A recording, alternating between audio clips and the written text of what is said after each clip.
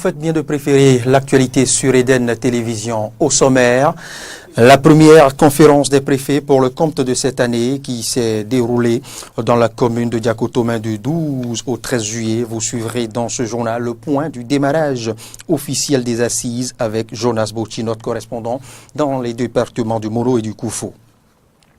Et puis conduire en état d'ivresse, une infraction désormais punie par la police républicaine au Bénin. L'institution s'est dotée des équipements qui pourront détecter le taux d'alcool dans le sang des usagers de la circulation. Il s'agit des alcotests. En suivre, toujours dans cette édition d'information, 18 cybercriminels épinglés, 175 véhicules et motos arraisonnés pour infraction au code de la route. Des cas de cambriolage sont entre autres le menu du point de presse donné par les responsables de la police républicaine ce 12 juillet au siège de la DGPR.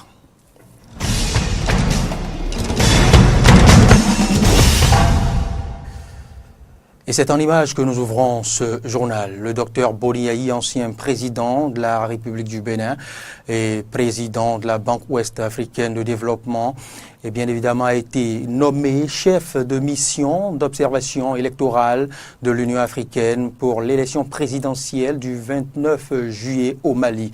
Le choix de l'ex-président béninois pour jouer ce rôle de premier plan au Mali est dû à sa longue expérience à la tête du Bénin en tant que chef de l'État durant 10 ans et celle relative à sa présidence à la tête de la conférence des chefs d'État et de gouvernement de l'Union africaine en 2012. L'homme a déjà fait ses preuves dans la sous-région en tant que médiateur dans la crise née au lendemain du putsch manqué après la chute de Blaise Compaoré au Burkina Faso. Cette édition se poursuit donc dans un tout autre volet maintenant, 18 cybercriminels épinglés, 175 véhicules et motos arraisonnés pour infraction au code de la route. Je vous en parlais au sommaire.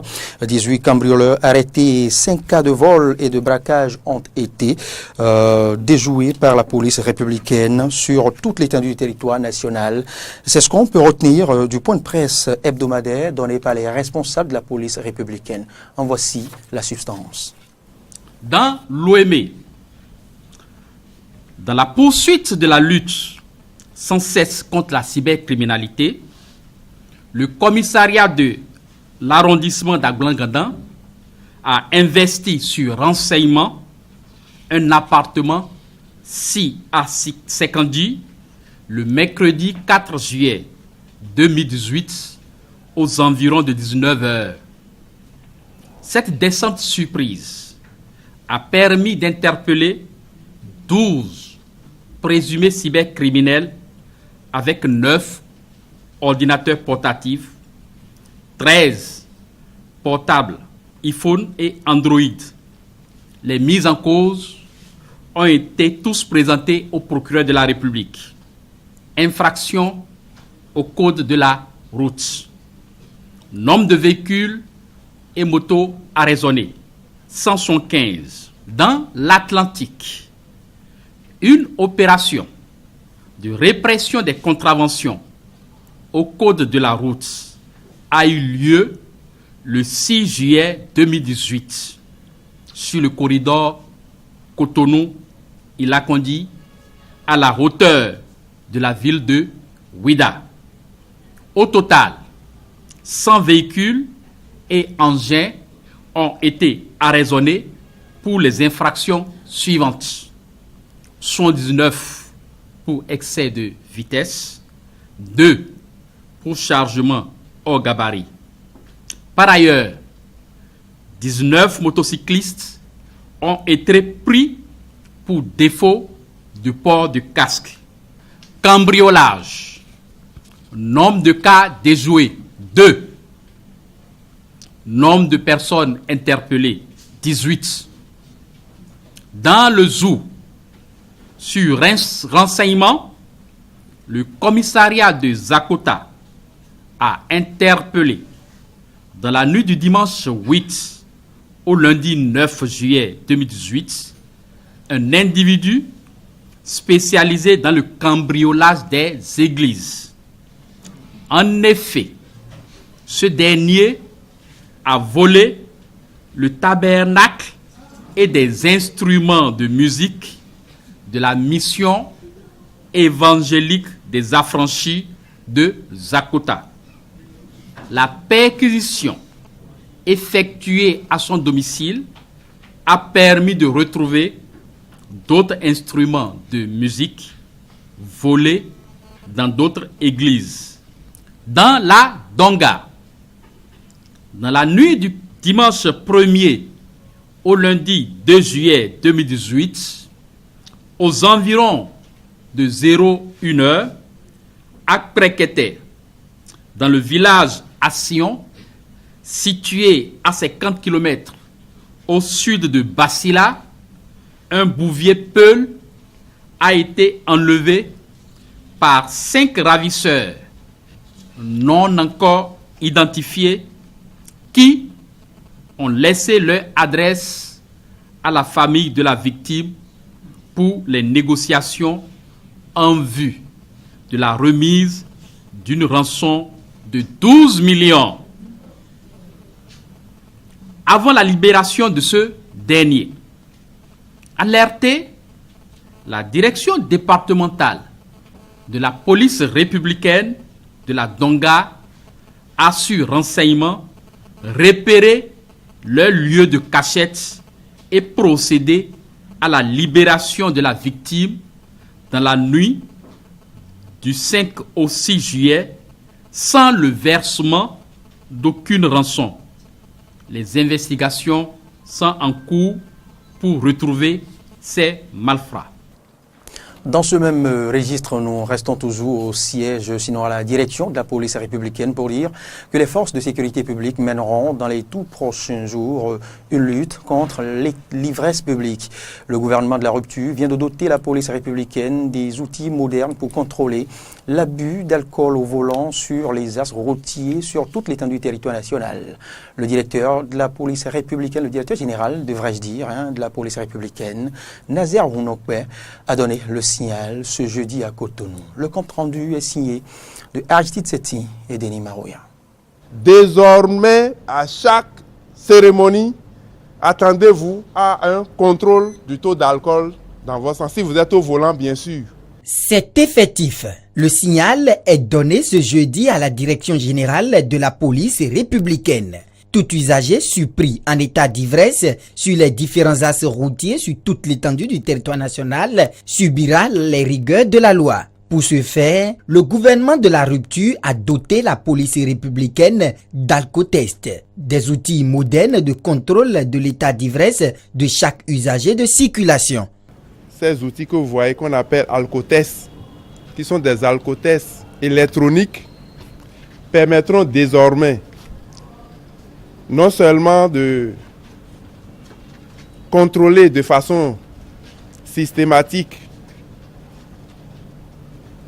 l'abus de l'alcool au volant, mais également d'éviter les éventuelles réclamations. Parce que si l'outil n'est pas performant, il peut y avoir des contestations.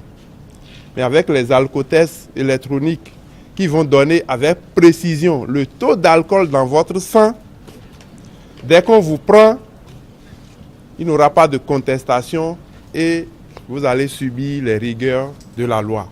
La réussite de cette opération nécessite un suivi rigoureux et une méthodologie que précise ici le directeur général de la police républicaine. Les week-ends, toutes les fois que la police sera informée qu'il y a cérémonie, qu'il y a enterrement, nous allons prendre d'assaut les axes routiers. Et les contrôles seront systématiques. C'est une manière de vous aider à faire économie. Au lieu d'aller gaspiller de l'argent pour les boissons, nous allons vous aider à investir l'argent pour des choses plus sérieuses. Aussi, l'inspecteur général de brigade, Nazer Rounokbe, insiste-t-il sur l'importance de cette lutte contre l'ivresse publique. Nous ne serons pas découragés, nous allons assurer votre sécurité même contre votre volonté. Au contrôle des pièces diverses s'ajoute désormais le contrôle d'état d'ivresse. À l'épreuve de l'alcotest, les usagers de la circulation, férus des bars, buvettes et manifestations, se doivent de suivre rigoureusement les instructions de la police républicaine. Merci Aristide Setti pour ce compte rendu et nous poursuivons ce point de l'actualité sur Eden Télévision. La 6e session de la commission mixte paritaire d'extension du plateau continental a pris fin ce mercredi à Cotonou en présence des autorités béninoises et togolaises et de l'ambassadeur de la République fédérale d'Allemagne près le Bénin. Laurent, Roland Torinques et Fiacre Voitan nous font le point. Le Bénin a abrité du 9 au 11 juillet 2018 la 6e session de la commission mixte bénino-togolaise de délimitation de la frontière maritime. Les experts des deux pays ont terminé les travaux sur les dossiers d'extension du plateau continental des deux États. Marcel Baglo, directeur général de l'ABJF, agence béninoise de gestion intégrée des espaces frontaliers, nous fait ici le point de la situation qui prévalait. En février 2009, nous sommes retournés à Abuja avec presque tous les pays côtiers de l'Afrique de l'Ouest pour entendre nous dire que le Bénin et le Togo n'ont pas droit à un plateau continental, que nous étions indésirables à la réunion de la CEDEAO qui devait traiter la question. Nous avons réagi et avons créé un groupe de 3, les 3 frondeurs, le Bénin, la Côte d'Ivoire et le Togo. Chemin faisant, le Togo nous a lâchés, la Côte d'Ivoire nous a lâchés, pardon, et les deux petits pays sont restés ensemble. Et nous voyons aujourd'hui que le fait de rester ensemble nous a poussé à aller plus loin et à comprendre ce dont nous avons droit, à connaître notre prétention. Et nous avons remarqué aussi que par nous sommes restés ensemble, les deux grands, les deux hommes comme je les appelle, qui veulent nous bouffer, ont commencé par trembler. Marcel Baglo a par ailleurs présenté de façon sommaire sur à quoi ressemblerait dans les prochaines années la frontière maritime entre le Bénin et le Togo. Ainsi donc, les travaux de cette session s'inscrivent dans le cadre de la mise en œuvre du programme Frontières de l'Union africaine financé par le ministère des Affaires étrangères de la République fédérale d'Allemagne et mise en œuvre par la GIZ. Les ministres des deux pays s'engagent à poursuivre les travaux jusqu'à soumission du dossier pour éviter les conflits. Je vais pouvoir dire ici, au nom de l'affaire du Togo et du Bénin, que pour autant qu'ils ne tiennent qu'à nous, Togo et Bénin, nous sommes résolument engagés à éviter les conflits. C'est pour donner cet exemple que nous nous sommes mis conjointement. Pour dire, entre le Togo et le Bénin, il ne saurait avoir de conflit frontalier. En prenant acte des travaux exécutés par la commission mixte avec l'assistance du cabinet international maritime Zone Solutions Limited, je m'engage à veiller avec les autres membres du gouvernement du Bénin au suivi rigoureux jusqu'au dépôt de ce précieux document à la division des affaires maritimes et du droit de la mer à New York, en collaboration bien sûr avec mon homologue membre du gouvernement togolais.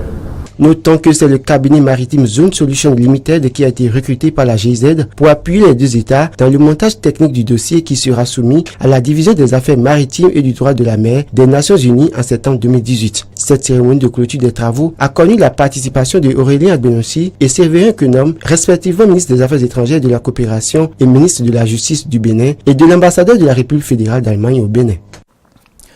Escale à l'université d'Abomey-Calavi, faut-il le rappeler encore, c'est l'Union nationale des scolaires et étudiants du Bénin, suivie de la Fédération nationale des étudiants du Bénin, qui sont élus organisations estudiantines les plus représentatives pour les 3 prochaines années pour le compte de l'université d'Abomey-Calavi. C'est par la décision numéro 06-18 UAC du comité d'organisation des élections que son président, Kossivi Atiklemé, a annoncé ce 11 juillet la nouvelle. Je vous invite à nouveau à le suivre. Sans qu'on ait besoin de développer d'autres moyens, le comité décide. Article 1er. Les recours de la FNEB et de l'UNICEF en contestation des premières élections des organisations estudiantines les plus représentatives sont rejetés. Article 2. Les résultats définitifs des élections des organisations estudiantines les plus représentatives à l'UAC se présentent ainsi qu'il suit. Nombre d'inscrits, 63 308. Nombre de votants, 11 784. Taux de participation, 18,6%. Suffrage exprimé, 11 424. INSEB, nombre de voix, 5 660, soit 49,5%. FNEB, nombre de voix, 4 916, soit 43%. UNEB, nombre de voix, 848, soit 7,4%. Article 3. Au terme des premières élections des organisations estudiantines les plus représentatives de 2018, l'Union nationale des scolaires et étudiants du Bénin, UNSEB, et la Fédération nationale des étudiants du Bénin, FNEB, sont les plus représentatives de l'Université d'Abomey-Calavi. Article 4. La présente décision sera notifiée à l'Union nationale des scolaires et étudiants du Bénin, UNSEB, à la Fédération nationale des étudiants du Bénin, FNEB, à l'Union nationale des étudiants du Bénin, UNEB, au recteur de l'Université d'Abomey-Calavi et au ministre de l'Enseignement supérieur et de la Recherche scientifique. Je vous l'annonçais au sommaire également, la commune de Diakotomey a servi de cadre ces 12 et 13 juillet à la première conférence des préfets au titre de l'année 2018, co-présidée par les ministres de la Sécurité publique et celui en charge de la décentralisation. Cette conférence s'est ouverte en présence des élus communaux notables et têtes couronnées du COUFO. Voici le compte-rendu de Jonas Bouti. Instance de réflexion et de décision par rapport aux questions de sécurité nationale et de gouvernance locale, la conférence des préfets est un ferment pour la politique nationale de décentralisation et de déconcentration. Le préfet du COUFO, dont le département accueille cette première conférence pour l'année 2018, la trouve plus active avec la fonctionnalité des 12 départements du Bénin. Depuis l'historique décision consistant, bien entendu, à rendre fonctionnels tous les 12 départements du Bénin, la politique nationale de décentralisation et de déconcentration pour l'ADEC est entrée dans sa phase très active. Dans cette dynamique d'opérationnalisation, nos nouvelles préfectures et les directions départementales qui se mettent progressivement en place offrent depuis 2016 des services de proximité à nos communes et aux populations à la base. Cette première conférence des préfets au titre de cette année a connu la présence du ministre de l'Intérieur et de la Sécurité publique. Une occasion pour Saka Lafia d'échanger directement avec ceux qui l'aident à assurer la sécurité du pays. C'est donc avec plaisir que je prends part à cette conférence, parce qu'elle me donne l'occasion d'être en contact direct avec les répondants les plus représentatifs sur le terrain, ceux qui m'aident en tant que ministre de l'Intérieur et de la Sécurité publique à supporter les charges combien lourdes de sécuriser ce pays. Devenue une rencontre de renommée nationale, la conférence des préfets s'est imposée depuis quelques années comme une activité incontournable au ministère de la décentralisation et de la gouvernance locale, à en croire Banabé Dassiglé. C'est à n'en point douter le cadre approprié qui réunit périodiquement tous les responsables en charge de l'administration territoriale et qui permet d'échanger non seulement sur la vie et le fonctionnement des départements, mais aussi de mesurer l'avancée du processus de décentralisation et de déconcentration dans l'ensemble des structures du ministère. Plusieurs sujets relatifs à la politique nationale de la décentralisation et de la déconcentration seront débattus au cours de cette conférence des préfets.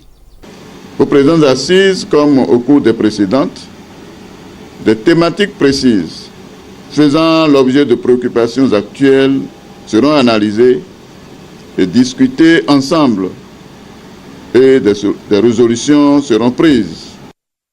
Lokossa, à présent, toujours avec Jonas Bouchi, c'est bien la ville qui a abrité ce mercredi 11 juillet 2018 la 29e édition de la Journée mondiale de la population. Le thème retenu cette année, c'est bien la planification familiale est un droit humain.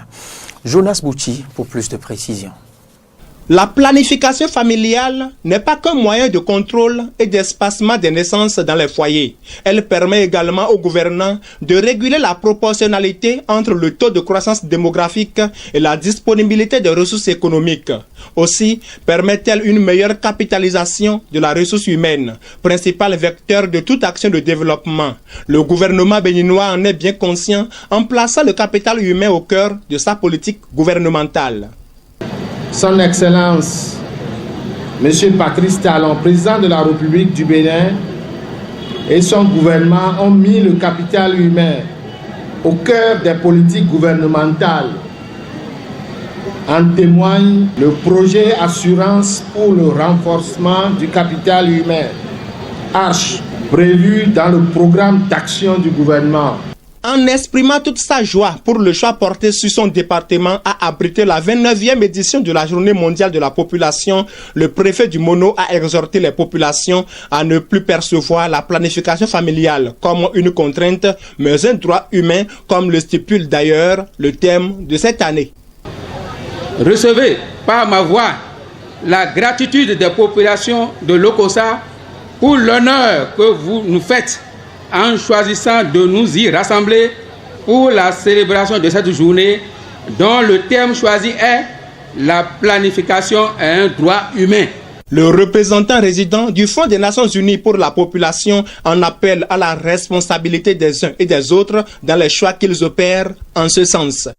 Le message que nous avons pour les individus et les couples en cette année de réflexion sur la planification familiale est que nos choix individuels ont des conséquences au niveau global. Les gouvernants doivent renforcer leurs efforts actuels pour satisfaire la demande sociale qui émane de la croissance démographique, du niveau élevé de fécondité. Le directeur de cabinet du ministère du Plan et du Développement réitère l'engagement du Bénin à aider les couches vulnérables de sa population à se prendre en charge.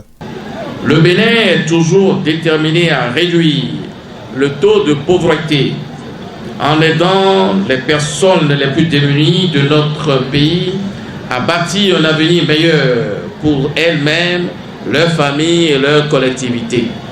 C'est pourquoi nous devons faire des investissements stratégiques dans l'éducation, dans la santé et les moyens d'existence des adolescents parallèlement à la protection de leurs droits fondamentaux.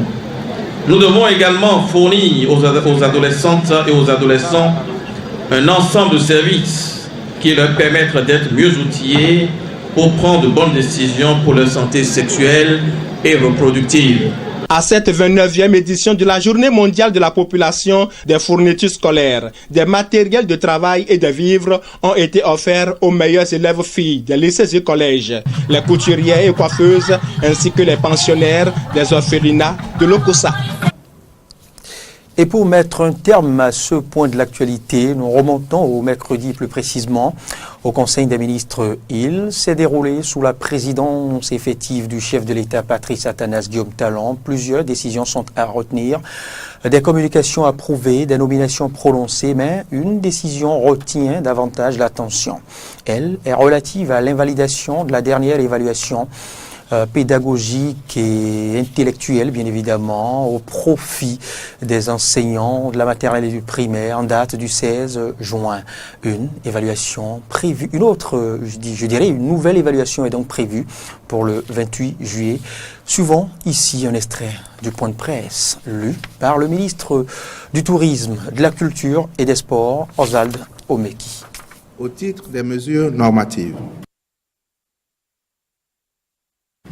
le Conseil a adopté les décrets portant création, attribution, organisation et fonctionnement des organes de gestion du différend frontalier Bénin-Burkina Faso devant la Cour internationale de justice, composition, attribution et fonctionnement de la Commission nationale chargée des réfugiés. En outre, Il a été adopté 6 décrets portant agrément de diverses sociétés au régime A et B du Code des investissements aux fins de favoriser le développement de leurs activités. Au titre des communications, les dossiers ci-après ont été approuvés. Autorisation de ratification d'accords de crédit dans le cadre du projet d'investissement de résilience des zones côtières en Afrique de l'Ouest. Aussi, a-t-il été engagé le processus d'élaboration d'un document de politique nationale de la qualité des biens et services assorti d'un plan d'action.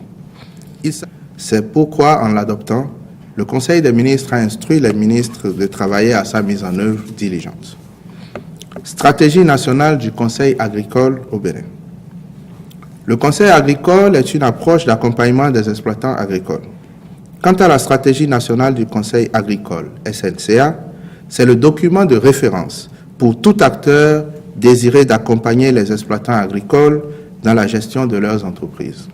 Reprise de l'évaluation des compétences pédagogiques des enseignants des écoles maternelles primaires publiques, puis pour le renforcement de leurs capacités.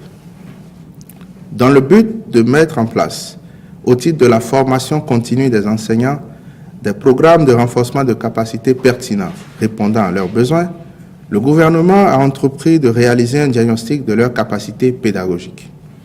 L'évaluation organisée à cet effet, le 16 juin 2018, à l'attention de tous les enseignants, de la maternelle et du primaire du secteur public et d'une partie du secteur privé, a été émaillée de nombreuses défaillances et irrégularités n'ayant pas permis d'atteindre les résultats escomptés. C'est pourquoi, au regard de l'enjeu de cette évaluation pour l'avenir de l'école béninoise, il s'avère nécessaire de la reprendre pour assurer la participation de tous dans des conditions d'organisation et de crédibilité requises.